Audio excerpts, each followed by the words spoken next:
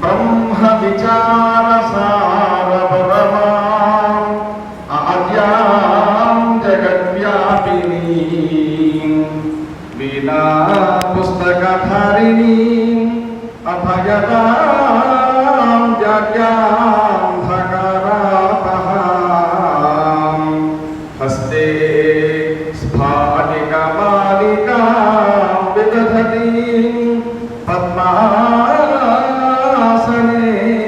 संस्थितां वन्दे तां परमेश्वरीं भगवतीं बुद्धिप्रदां शारदाम्. మాట్లాడితే ఒక 10 మాటలు మాట్లాడితే ఆ 10 మాటల్లో తప్పకుండా ఉండవలసిన పేరు ఏంటంటే కోటారావు గారి. కోటారావు గారు అంటే ఎవరు చాలా ఆశ్చర్యం వేసేది. అస్తమాని నీ కోటారావు గారు పెరుగుతుంది. అప్పుడు నేను అడిగాను, ఏమంటే ఆయన కోట ఏంటి చదువులో లేదు అయితే నాకు పద్యం నేర్పించింది కోటారావు గారు అండి. పద్యాలు రాయాలని, అవధానాలు చేయాలని నాకు పూర్తిని కలిగించింది ప్రేరణ కోటారావు గారు. ఆయన మా గురువు గారు అని చెప్పారు. ఆ తర్వాత కోటారావు గారిని కలుసుకోవడం జరిగింది. అప్పుడు అర్థమైందని నేను చెప్పాను. అలాంటి పెద్దలు కోటారావు గారు కూడా అధ్యక్షులుగా ఉన్నారు. వారిని మన అధ్యక్ష ఉపన్యాసాన్ని అందించవలసిందిగా అభ్యర్థిస్తున్నాను. నమస్తే.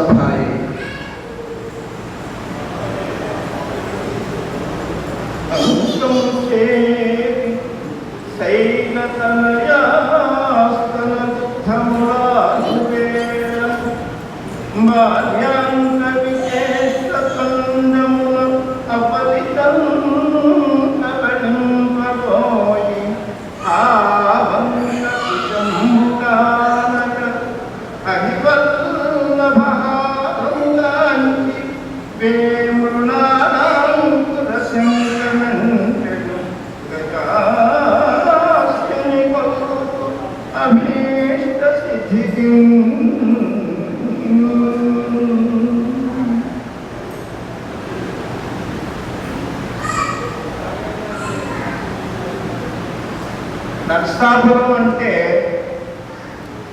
మాకు ముందుగా గుర్తొచ్చేది కడిమెళ్ళ వరప్రసాద్ గారు. అలాంటి మహనీయుని నడకలతో పవిత్రమైనటువంటిది ఈ నరసాపురంగా మేము భావిస్తున్నాం.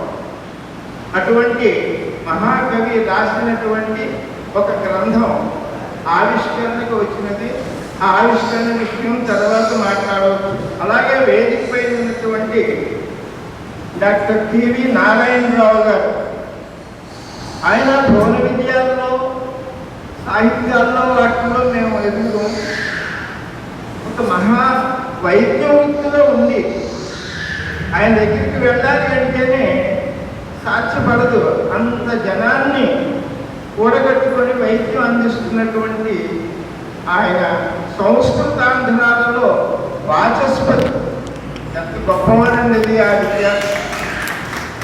ఇది సంస్కృతము, తెలుగు ఎంఏలు చేసి విద్యాపరమైన, భాషాపరమైన ఇలా చేసి పిహెచ్డి చేసినటువంటి వాళ్ళు ఎవరైనా వాచస్పతి స్థాయికి ఎదిగితే ఆశ్చర్యం కాదు. కానీ వైద్య వృత్తిలో ఉన్నటువంటి నారాయణరావు గారు అంత స్థాయిని పొందారు అంటే వారికి మన అందరం కూడా ధన్యవాదాలు తెలియజేసుకోవాలి. అటువంటి వారు వేదిక మీద ఉన్నారు.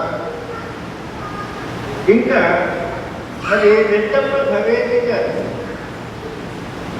ఆయన కడిమెళ్ళ వాళ్ళు ఎక్కడ అవధానం చేసినా సరే ఆ అవధానంలో ఆయన ఉండకుండా ఉంటారు. అసలు అవధానానికే ఆయన అలంకారము అనిపిస్తుంది. పెద్దాపురంలో ఒకసారి శతావధానం జరుగుతుంది కడిమెళ్ళ వారు.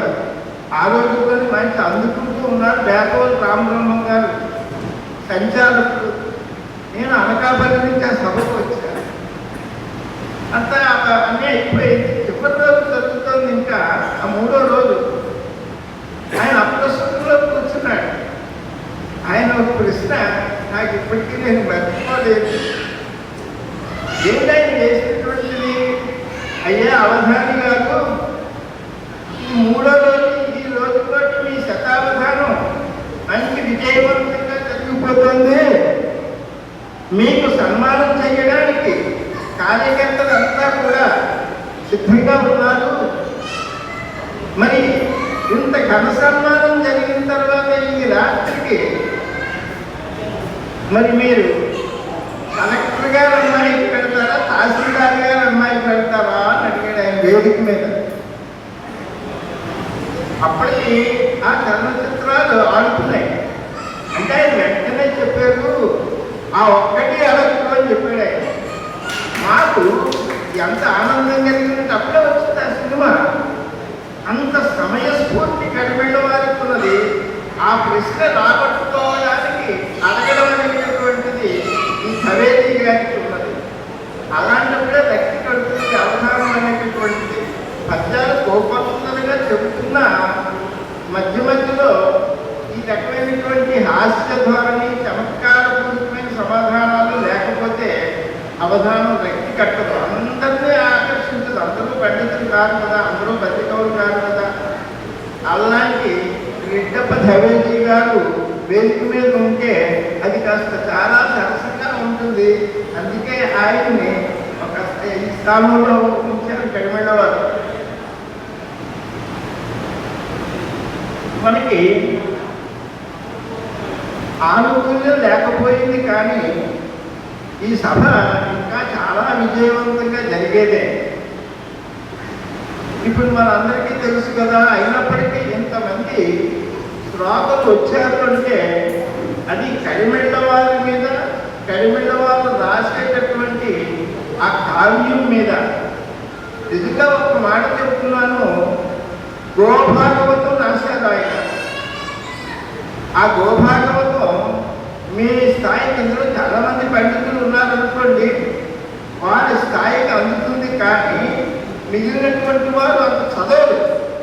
ఎంత సరళమైనటువంటి భాషలో, ఎంత చమత్కారమైన శబ్దాలంకారాలు, అర్థాలంకారాలతో సాఫీగా అదే పదాన్ని మళ్ళీ తిప్పుతూ చాలా అందంగా రాసినటువంటి ఒక మహాకావ్యం, ఒక మహాపురాణం, ఒక మహాకవిత్వ గ్రంథం, ఒక మహాశాస్త్రం అన్నీ అందులో ఉన్నాయి. 4 విషయాలు తీసుకుని ఆయన రాశాడు. ఇది చరిత్ర సృష్టించుకుంటుంది. ఎంతో మంది పుస్తకాలు రాస్తున్నారు. అదేమీ కాదు, ఈ కావ్యం నిలబడుతుంది. ఈ కావ్యంలో ఆయన మొట్టమొదటి ఎంతో మంది తనకి ఏ విధంగా గురువైనా వాళ్ళందరి గురించి కూడా ఒక్కొక్క పద్యం ఇచ్చుకుంటూ వచ్చారు ఆయన. ఆయన ఎంత సహృదయుడో, ఎంత కృతజ్ఞతాభావం కలిగినటువంటి వాడో ఇంకా మనం చెప్పలేము. ఎప్పుడైనా ఎవరైనా ఒక ఉపకారం చేసినప్పుడు అది గుర్తుపెట్టుకొని దాన్ని పెద్దదిగా చేసుకొని ఎవడు చెప్పుకుంటూ ఉంటాడో అతడే ఉత్తమమైనటువంటి వాడు. అలాంటి మహత్తరమైన బుద్ధి కడిమెళ్ళ వారికి ఉంది. నిజానికి వేళ కడిమెళ్ళ వారి ముందు గురువులు అయినటువంటి మేము ఏమీ సరిపోం. అలాంటి మమ్మల్ని పురుషాలలో ఉంచి అతనే చెప్పుకుంటూ ఉంటాడండి. ఎందుకంటే ఆ దృష్టి మాకేముంటుంది, శిష్యాదిచ్చే పరాజయం అన్నారు. మరి అలాంటిది మేము కోరుకునేది అదే. ఇప్పుడు ఆ మాస్టర్ చక్కగా పద్యం చదివాడు. ఆయన సంస్కృతి మాస్టర్ కాదు. అలాగే రామచంద్రరావు గారు, అలాగే ఇంకో ఆయన మాస్టర్, మరి ఆయన కూడా చాలా కవిత్వాలు చేస్తున్నారు. ఎంతోమంది అది అక్కడ కూర్చున్నారు. ఆయన అద్భుతంగా ఉంటుంది ఆయన హ్యాండ్ రైటింగ్. ఇలాంటి వాళ్ళందరూ కూడా రేపు కడిమెళ్ళ వారికి శిష్యత్వం చెయ్యాలి. నేను అనేది అది. కడిమెళ్ళ వారు వెనక ఉంటే ఇప్పటికే ఉన్నారు. ఆయన పేరు చెప్తే వీళ్ళందరూ ఎక్కడెక్కడికి వచ్చేస్తారు. ఆయన వెనకుంటే ఆయనలో ఒక దశాంశమైనా మీకు వస్తే మీ లోకానికి మీరే నాయకుడు, స్థాయికి లోకానికి మీరే నాయకుడు. అది కావలసినటువంటిది. ఆయనకి ఉన్నటువంటి శిష్యగణం, అవధానులు లోకంలో ఎవరికి లేరు. ఎంతమంది అవధానులు తయారు చేశారో వాళ్ళందరూ కూడా పెద్ద పెద్దవాడు. తనతో సహస్రావధానంగా ఉన్నటువంటి వాడు. సహస్రావధానానికి సహస్ర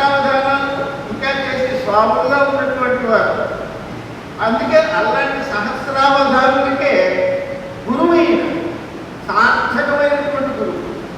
మామూలుగా చెప్పుకోవడం కాదు, ఏ సమయంలో పడితే ఆ సమయంలో పద్యం చెప్తే చాలు అక్కడికి ఉన్నదంతా ఆయన చెప్పేసుకుంటాడు. ఎవరికి ఉంటుందంటే అంత వినయం. అక్కడికి వెళ్ళాలంటే ఒక అష్టావధానం చేస్తే అతని దగ్గరికి మన నాటి వాడు వెళితే ఏదో అడుగుతుందంటే అసలు ఖాళీ లేదు పొమ్మంతా అనుకుంటారు. అలా కాదు, కలిమిడి వారు ఇంటి దగ్గర ఎప్పుడు కూడా ఈ సాహిత్యంగా చదువుకుంటారు. ఇది వరకు నేను వచ్చినప్పుడు ఖాళీయే లేదు, ఆయన ఇంటికి కానీ ఆయన ఇంటికి వెళ్ళలేదు, ఆయన ఇంటి దగ్గర ఎప్పుడు అలా ఉంటారు. వాళ్ళందరూ కూడా సాహిత్యాభిమానులు. కవిత్వంలో కొంచెం నేర్చుకోవాలని, ఇంకా వేగంగా నేర్చుకోవాలని, ఇంకా మెరుగులు నేర్చుకోవాలని ఉండేటటువంటి వారు. ఎవరికన్నా అయితే తన విద్య నేర్పేస్తే వాళ్ళు నాకంటే పెద్దవాళ్ళు అయిపోతారో, నాతో సమానమైన వాళ్ళు అయిపోతారో అనేటటువంటి చిన్న అసూయ భావాలు కొంతమందిలో ఉంటాయి. కానీ ఈయన ఎంతమందిలో సంస్కంధులుగా తయారు చేసినటువంటి వాడు కంటే ఆయనకి ఎక్కడ ద్వేషం ఉండదు, అసూయ ఉండదు, ఈర్ష్య ఉండదు, ఏమి ఉండదు. అలాంటి ఉత్తమ గుణ సంపన్నుడు. ఎంత నిరాడంబరంగానే ఉంటాడు. విదేశానికి ఎన్నో 20 దాకా వెళ్ళొచ్చి ఉంటాడు. ఎక్కడ వాడు మనం ఒక దుబాయ్ కానీ ఒక దేశం నుంచి ఒక ఆయన పేరు గుర్తులేదు కానీ ఆయన నాకు ఫోన్ చేసి ఇదివరకు నేను ఆయన పద్యాలు నేర్పాను. పద్యాలు చెప్తే ఆయన ఆంధ్ర వచ్చాడు, మమ్మీ వచ్చినే తెలంగాణ. ఆయన కలిమిడిలో ఇక్కడ వచ్చారండి, గల్ఫ్ కంట్రీస్లో ఏదో దుబాయ్ కాదు కానీ ఆయన అవగాహనలో నేను పుచ్చుకుడిగా ఉన్నానండి అన్నాడు. ఆయన 800 పద్యాలతో పుస్తకం రాశాడు. అది చూడటానికి నాకు పంపించాడు సెల్లో. ఆయన పేరు గుర్తులేదు కానీ కలిమిడి వారు అవధానం చూసాడు. ఆయన అవధానంలో నేను పుచ్చుకుడిగా ఉన్నాను అని ఘనంగా చెప్పుకున్నాడు. అంతేకాదు ఆయనతో మాట్లాడేది చూడండి, ఆయన ఎంత స్థానం విదేశాల్లో ఈయనతో మాట్లాడితే అది ఒక గొప్ప. అలాంటి వాడు చాలా వినయ విధేయతలతో ఉంటాడు. మీరు చెప్తే నమ్మడు. నేను బాల్యం నుంచి అతను కాలేజీలోకి వచ్చినప్పటి నుంచి నేను గురువుని. ఆయన మొదట్లో ఇంత అవగాహన అవుతాడంటే నేను ఎలా చూసేవాడో నాకు తెలియదు కానీ చాలా సరళంగా అందరిలాగా ఉంటాడు పిల్లవాడు. అందరితో పాటు వచ్చేవాడు క్లాసులోకి. ఆ క్లాసులోకి వచ్చి పాఠ మాత్రం శ్రద్ధగా వినేవాడు. మధ్యలో ఏదో అందుకుంటూ ఉంటాడు. అందులో ఇతనికంటే అతను బాగా చదివేవాడు. యూనివర్సిటీ ఫస్ట్ వచ్చే కదా. అంత అయినా కవిత్వంలో ఇతనికి పెద్ద పేరు. అయితే ఇతను ఏం చేస్తుంటాడు, ఏదన్నా తెలియకపోయినా ఏదైనా వెంటనే అడిగేటువంటి క్లాసులో మేము అయిపోయే 2వ క్లాసులోకి వెళ్ళేటప్పుడు మాతో పాటు వచ్చేసినాడు. మళ్ళీ బయటకు వచ్చేసేయడం. మళ్ళీ ఇంకో మేషాలు వస్తారు కదా, ఆ మేషాలతో దర్శనం చేసుకుంటాడు. అదే వరుసగా 2 పీరియడ్ కూర్చోడు క్లాసులో. ఒక్కొక్క పీరియడ్ అయిపోయిందంటే మళ్ళీ వస్తాడు. అలాగే క్లాసులో మానేయడం అది ఉండదు. చాలా జాగ్రత్తగా వింటాడు పాఠాలు. కానీ ఇదే పీరియడ్కి ఒకసారి బయటకు వెళ్ళి రావాలి. ఇప్పుడు కూడా అవగాహన చేసుకుంటే ఏదో ఒకటి నా ముక్కు తీసుకోవడం మధ్యలో గమనించేదో నాకు బాగా అలవాటు. అప్పటి నుంచి మళ్ళీ వాడు తీసుకెళ్తాడు క్లాసులోకి. అయితే ఆ రోజుల్లో ఇంత అవగాహన అవుతాడని అనుకోలేదు. కానీ మాకు అప్పుడు వర్షాలు వస్తూ ఉన్నప్పుడు పైనుంచి నీళ్ళు ఇంట్లో పడుతూ ఉండేవి. క్లాసులోనే పడుతుంటే సర్దుకుని కూర్చునేవాడు. ఇంకా పాఠాలు చెప్తే సౌండ్ కదా, దాని మీద వినపడదని మాట ఆలోచిస్తూ ఏదో ఈ కవిత్వానికి సంబంధించింది ఏదో ఒక భాగం నేను అందుకునేవాడు. ఆ వర్షం మీద ఒక భాగం అందుకుంటే ఎలా ప్రసాదం చూసేసరికి 2వ భాగం చూసుకోండి. మొదట్లో కొంచెం సేపు బట్టి 3వ భాగం నేను చెప్పేవాడు, 4వ భాగం పూర్తి చేసేవాడు. ఇలా కొంతకాలం గడిపేసరికి వర్షాకాలంలోనే కూర్చునేది బాగా. నాకు అప్పుడు పాట ఉండేవన్నమాట. నీళ్ళు పాట చెప్పుకోవడానికి అనుకూలంగా ఉండేది కాదు. ఇలా కొన్నాళ్ళు వేసరికి నేను ఒకటే పాఠం చెప్పేవాడిని, 3 పాదాలు అందులో చెప్పేసుకున్నాను. నాకు అనుకునేవాడిని. రేడియోలో సమస్యాపూర్ణలు వస్తూ ఉండేవి. నేను పంపిస్తూ ఉండేవాడిని, ఆయన పంపిస్తూ ఉండేవాడు. అప్పుడు నాకంత బాగా నాకు అంత పాటించలేదు కదా మరి. కానీ బాబు కోరుతుంది అలా పంపిస్తూ ఉండేవాడు. సాయంకాలం కల్లా ఒక పద్యం రాసి తీసుకొచ్చేవాడు ఇంటికి. కాలేజీ లేదు, క్లాసులోనే పాఠం, బయట మాట్లాడకూడదు, ఇలాంటివి ఏమి ఉండేవి కాదు. ఇంట్లో ఉండేవాడు, వీళ్ళు కాలేజీకి వెళ్ళాడు, కాలేజీలో ఉండే పిల్లలతో ఇంటికి వచ్చేవాడు. 24 గంటలు వాళ్ళతో కలిసి ఉండడమే. నేను ఇంటికి వచ్చిన వాడు ఇంటికి వచ్చేసేవాడు. అసలు ఏ సమస్య చెప్పకుండా గుర్తు చేసుకుని వచ్చేవాడు, సరి చేసేవాడు, బాగుండేది అప్పుడు గుర్తు చేసేవాడు. ఆ విధంగా అతను కవిత్వాన్ని బాగా అభివృద్ధిపరుచుకున్నాడు. కూడాను అలా చెబుతుంటే నాకు ఆనందం వేసేది. అతనిలో డెవలప్మెంట్ బాగా కనబడుతుంది అన్నమాట. నేను ఒక పాదం చెప్తే 3 పాదాలు చెప్పే స్థాయికి వచ్చేసాడు. వచ్చిన తర్వాత అతడు ఒక శతకం రాశాడు. సంగమేశ్వర శతకం అనుకుంటారు. రాసి ఇంకా ప్రింట్ చేయలేదు. మా ఇంటి పట్టుకెళ్ళి మొత్తం ఎలాగో 100 పద్యాలు పూర్తి చేశాడు. బాగుందయ్యా అన్నాను, ఇది ప్రింట్ చేసి బాగుంటుంది అన్నాను. సరే అన్నాడు. మళ్ళీ ఒకనాడు మాట్లాడుతున్నాడు, మొహం అలా కాలేసుకుంటాడు. ఒక ముందు దగ్గర నిలబడ్డాడు. ఏమయ్యా అలా ఉన్నాడంటే నేను అడిగాను. పుస్తకం పోయిందండి అన్నాడు. అచ్చు వేయించడానికి పట్టుకెళ్ళే పుస్తకం, ఆ శతకం పోయింది. అదే పుస్తకం నచ్చినది. ఏమిటంటే పుస్తకం పోయిందా అంటే ఫస్ట్ మర్చిపోయింది ఏదో అన్నాడు. సరే అప్పుడు నేను అన్నాను, నీకు భారం ఎక్కువగానే ఉంది, ఏమి బాధపడదు. నువ్వు ఒక 60-70 పద్యాలు రాసాక మళ్ళీ చెప్పేసుకోగలవు. అవన్నీ నువ్వు చెప్పు, ఎంతవరకు చెప్తావు అంటే అసలు రాసేయించే మొత్తం 100 పద్యాలు రాసేసాడు. ఎంత కారణం లేదు. 100 పద్యాలు ఒకటో రెండో ఆ పైన కొసలు వేసినట్టు వెయ్యి నువ్వు పుస్తకం సాధించి చేస్తే అప్పుడు నాకు అతనిలో కనిపించింది ఏమిటి? ధారణాశక్తి. కవిత్వం నేను ఒక పాదం చెప్తే 3 పాదాలు చెప్తున్నాడు అంటే కవిత్వం కూడా వేగంగా పెడుతుంది.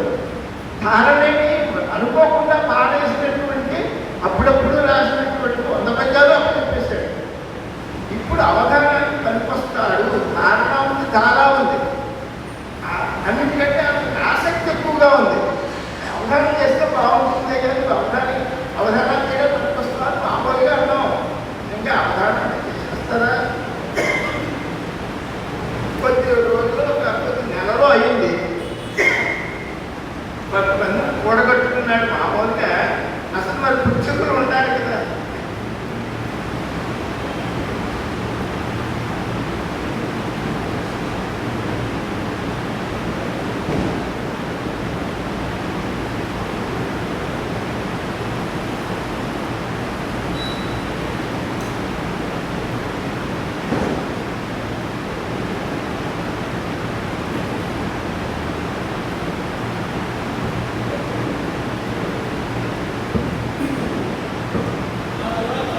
అవధానానికి జనమండలి పుస్తకులు కావాలి కాబట్టి మన కాలేజీలో ఎవరెవరు ఉన్నారు వాళ్ళు ఎవరిని పెట్టాలంటే అతనే తెలిసిన పిల్లలు కొంతమందిని తీసుకొచ్చి ఇలా వీళ్ళతో అవధానం చేస్తామని అతను మరి అంత ముందు ఇంటి దగ్గర ఎవరైనా చేసుకున్నాడేమో కొంత ప్రాక్టీస్ నాకు తెలియదు కానీ నాకు చాలా అవధానం చేస్తాను అన్నాడు. నాకు మరి కొత్తగా అవధానం కదా అంటే పర్వాలేదు చేస్తాను కానీ ఆ జనమండలి పుస్తకులు పెట్టేసినాం. వాళ్ళకి ఏమిటి ఇవ్వాలో ఎలా వాళ్ళు చెప్పేస్తాను. దీనికి ముందు అతడు అవధానానికి ముందే రావు వెంకటేశ్వరుడు గారు మన కాలేజీకి పిలిచాం. ఆయన లైబ్రరీ దగ్గర చిన్న ప్లేస్ ఉంది, వేదిక. అక్కడే ఇతను కూడా అందులో పుస్తకుడు అనమాట. రావు వెంకటేశ్వరుడు గారు మహాసమర్థుడు ఆయన. తర్వాత నిగర్వి ఎవరైనా ఆశ్రయిస్తే చాలు వాళ్ళని ఆదుకుంటాడు, వాళ్ళకి ఏదైనా చెప్తాడు. ఆ పరిస్థితుల్లో ఈ కడిమిట వీళ్ళు కూడా ఉన్నారు. వీళ్ళే ఆ కార్యక్రమాన్ని చాలా వరకు నిర్వహించారు. ఆమె పెట్టారు ప్రిన్సిపల్ గారు. పెడితే నాకు చాలా ఇంట్రెస్ట్ ఇది. దానివల్ల అవధానం చేయించాం. ఇతను కూడా పుచ్చుడుగా ఉంది. అన్ని ఆ పరికట్టులన్నీ చూశాడు. ఆ తర్వాత ఈ అవధానాన్ని నేను చేస్తాను అంటే జనమండలి పిల్లలతో అష్టావధానం చేశాను. చేస్తే మీరు చెప్తే నమ్మరు, ఏ ఒక్క అంశంలోనూ తేడా లేదు.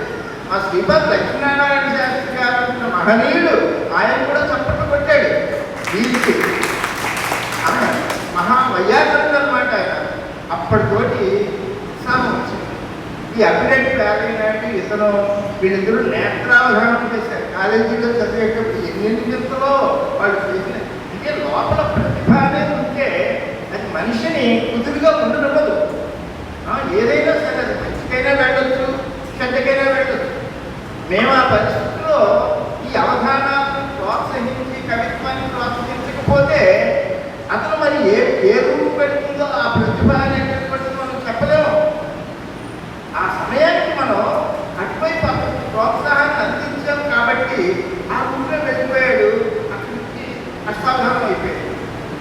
థర్డ్ ఫైనల్ ఇయర్కి వచ్చేసాడు.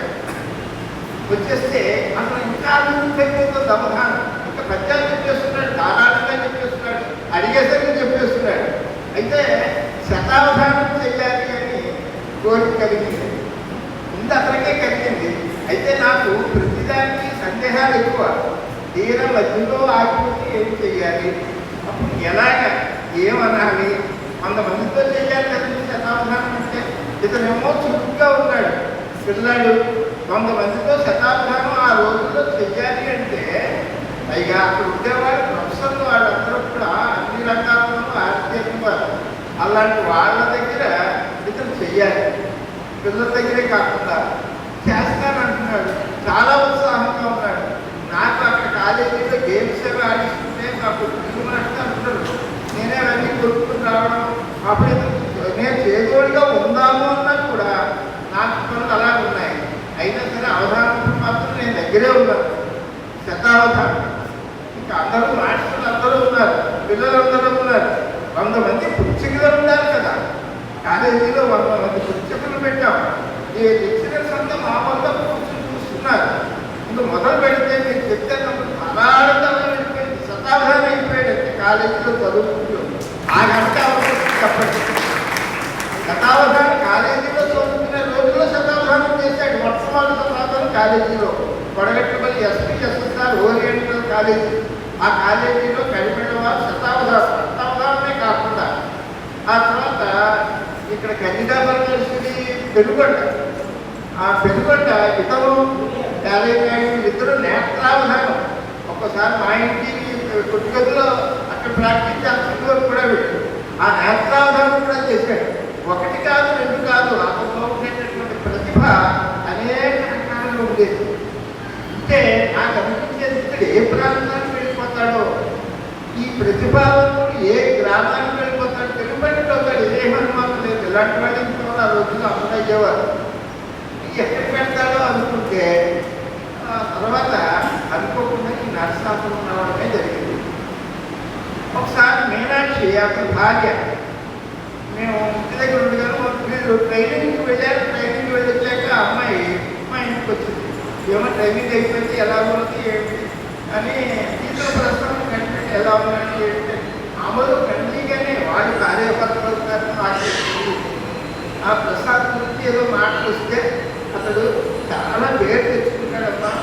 చాలా అది ఇంత అంతా కాదు, నిజానికి వాళ్ళు అంత ఉన్నవాళ్ళు కాదు. అతనే రాసుకున్నాడు కూడా, తాతకు లేదు కవిత్వం, నా తండ్రికి కూడా లేదు, నాకే చెప్పలేదు, నా కోడని ఆగదులే, నా తనయులకి ఇప్పుడు నాటుకుంటూ ఉండేది అన్నాడు. రమేష్ ఇక్కడే ఉన్నాడు శ్రీ గురించి. అప్పుడు ప్రారంభంలో ఉండగా మళ్ళీ కొన్నాడు వీరు కవిత్వం చేపట్టారు. తాతకు లేదు కవిత్వము, నా తండ్రికి కూడా లేదు, నాకే చెప్పలేదు, నా కోడని ఆగదులే, నా తనయుల కప్పే, నాకు నాదికి నవ్వేది అన్నాడు మళ్ళీ అందులో. అంటే మీనాక్షి కూడా ఆమె చెప్తుంది లోపల, ఆమె పుస్తకం రాస్తుంది. ఆమె ఏంటి జయగడ్డ పుస్తకం రాస్తుంది. వీడు ఇప్పుడు అప్పుడే అవధానం చేసేసాడు, ఆ శ్రీ అతను శతావధానం చేస్తాడు, ఇతడు మలయమార్గం రాశాడు, అక్కడేమో శ్రీ గురించి ఆవలగట్టు రాసిస్తాడు, అవధానాలు 5-6 చేసేసాడు. ఎక్కడికి ఇద్దరికి కూడా అవార్డులు వచ్చేసాయి. ఈ మీనాక్షి ఒకరితో ఉండిపోయింది. ఇప్పుడు మహాకవులు అయిపోయారు. అవధానాలు చేయడం అంటే సామాన్యమైన విషయం కాదు. ఆ అమ్మాయి ఈ పుస్తకం రాసింది చేయగండి. నాకు ఆనందంగా ఒక పద్యం వచ్చింది. పెక్కు రచనల అవధాని పెరిగితాయి అమ్మా మీనాక్షి, దాని మీద రాశాను. పెక్కు రచనల అవధాని పెరిగితాయి, తనయులిద్దరు కావ్య సంధానలై, వీళ్ళిద్దరు తనయులిద్దరు కావ్య సంధానలై మిగిలి ఉండుట తనకింక తగదటంతో కడిమిగల ఇంత జేగంట కట్టినావు. అంతవరకు జేగంట కంటే హక్కు కట్టినట్టు లేదు. నేను చెప్తున్నా కదా ఆ ఉండిపోతే అంచేత ఈ క్రెడిట్ అంతా ఎవరికంటే ఆ మీనాక్షిదే. మా ఇంటి నాదొక పెద్ద కుటుంబము కాదను వారెవరు, సుతులు కాంతయు కవిత కేదారము పెదతో పాలన చేయించుకున్న పద్య ఫలములు అని రాస్తున్నాడు. మరి నాదొక పద్య కుటుంబము అనాలంటే నేను ఇక్కడ కవి అయి ఉండాలి. అందుచేత జగట్టి కట్టింది ఆవిడ. అది వాళ్ళ కుటుంబం గొప్పతనం. అంతటి వాళ్ళు అయ్యారు. ఆ మీనాక్షి వీళ్ళు వివాహం చేసుకోవడం ఈ నరసాపురానికి వచ్చింది. ఆ వెలుగంతా కూడా నేను చెప్పొచ్చింది ఏమిటంటే ఇక్కడ ఎక్కడికి వెళ్తాడో ఆ ప్రాంతం అంతా కూడా ప్రసిద్ధి పొందుతుంది. నాకు నరసాపురం అనగానే గుర్తొచ్చేది కడిమిళ్ళ వారే. అంత ఎవరికి రాదండి. ఇప్పుడు మనం ముందున్నా చేత కడిమిళ్ళ ఆడంబరంగా ఉండేవాడు కాదు కనుక, లేకపోతే ఇదే కొంచెం పెద్ద స్థాయిగా ఉండి ఆడంబరాలుగా ఉన్నవాళ్ళు అయితే అలా ఉండదు. అది అసలు ఉండే గొప్పతనం, ఆ వినయం. అది ఈ ఊరికి దక్కింది. కడిమిళ్ళ నరసాపురం అని అనుకుంటాం మేము ఎప్పుడైనా ఎవరైనా అడిగితే. అంటే ఈ నరసాపురానికి అంతకుముందు చాలామంది గొప్పవాళ్ళు ఉన్నారు. ఆమె హై స్కూల్ వెళ్ళినప్పుడు అక్కడ తెలిసింది నాకు ఎంతమంది ఈ నరసాపురం నుంచి పైకి వచ్చారో. అయినప్పటికీ వాళ్ళంతా గతించారు కనుక ఇప్పుడు కడిమిళ్ళ వారి వల్ల అంత పేరు వచ్చింది. అలాంటి మహనీయుడు రాసినటువంటి ఓ గ్రంథం. ఇది ఎంత అద్భుతమైనటువంటి గ్రంథము. ఇది 4 అంశాలుగా 4 స్కంధాలుగా చేశారు. అంటే భాగవతం 12 స్కంధాలు కోతలుగా రాసిన బాగా తెలుసు. ఇతను కూడా గో భాగవతం అని పెట్టారు. దాన్ని గో భగవత్యాహ యుగం. ఆ గో పూజినారు. తన సంబంధమైనటువంటి గ్రంథం ఇది గో భాగవతం.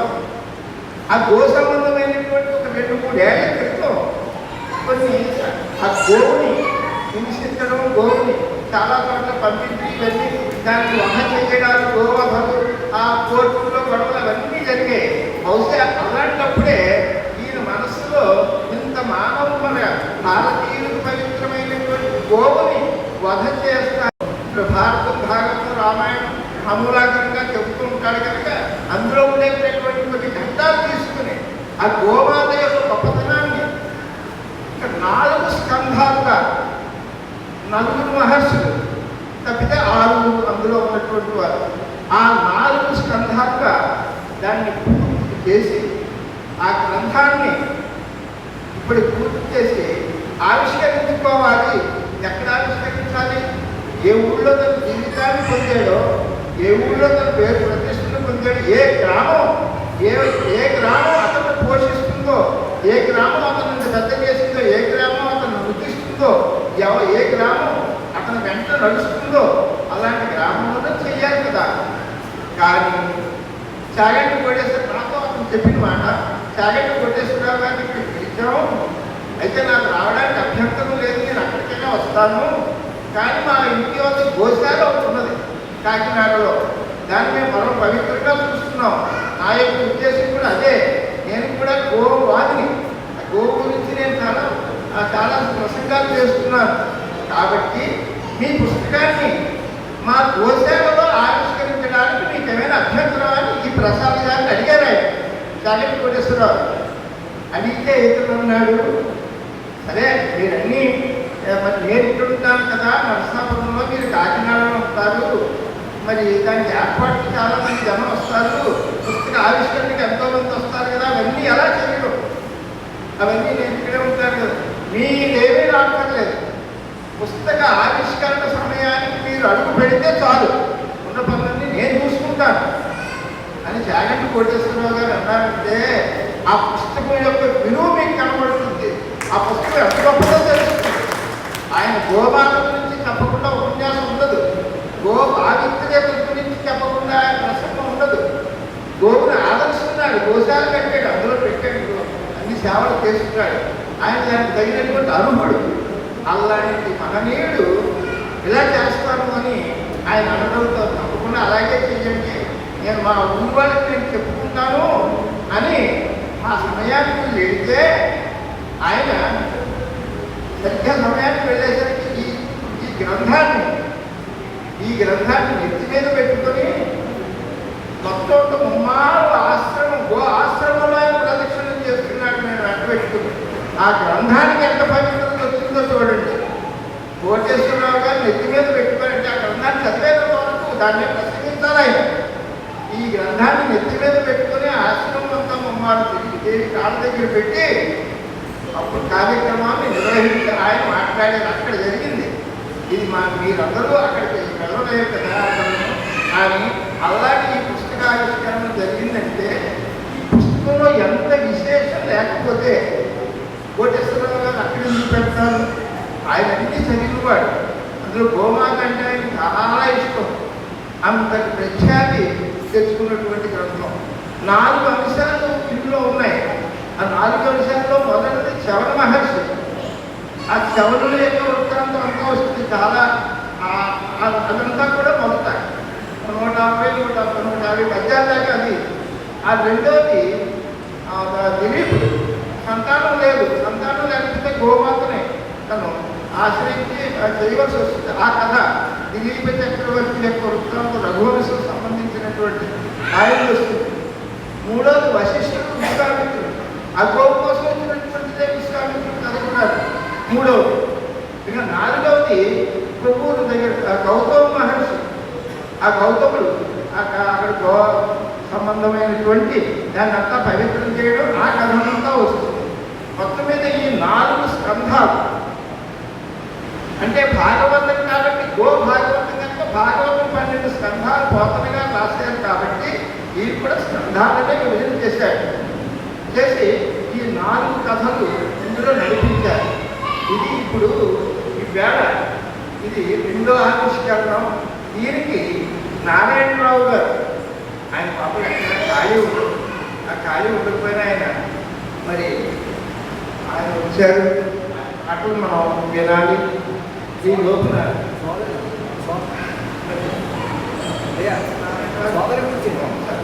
వారి చెల్లు గురించి మరొక విషయం,